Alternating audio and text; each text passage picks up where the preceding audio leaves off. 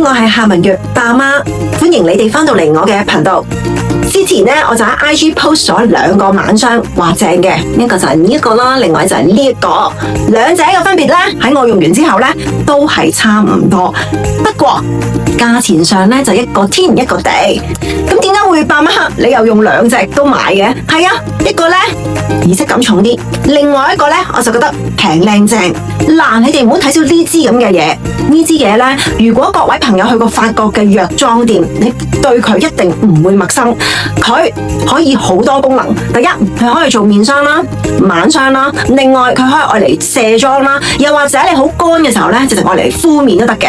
咁係咪好正先？梗係要推俾大家啦。爸媽，你之前喺 IG 都 post 咗講呢兩個晚霜啦，你做咩要拍片啊？冇錯，就係因為天氣太乾燥，所以我就拍呢條片。你如果用任何晚霜，好似我咁都覺得唔夠嘅時候，你知唔知道你要加啲乜嘢呢？爸媽而家就話俾你聽，你需要啲乜嘢？就係油。爸媽有咩油推介？哇！我呢中意用油呢，真係油加晚霜呢係天下無敵嘅，加咗真係錦上添花。如果你中意呢一個品牌嘅，其實大家都會知道你可以加佢哋嘅油嘅。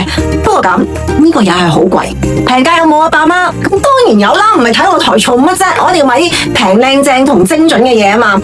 嗱，大家可以去無月良品咁樣買呢一個咁嘅油啊吓，呢個可可巴油呢，你只要喺你用緊嘅面霜裏邊加幾滴，混合咗之後，然之後搽上你面度或者係身體上都得，因為太平啦，任搽唔嬲。我話俾你聽，你搽完之後，你唔需要再添加任何產品太密嘅次數，你就會得到一個滋潤度，可以水油咁樣運作，皮膚就有光澤。如果可可巴油你覺得唔掂，仲係覺得唔夠油嘅，仲係覺得唔夠豐富嘅，咁我再推多一個產品俾你，都係無月良品嘅呢一個 OK。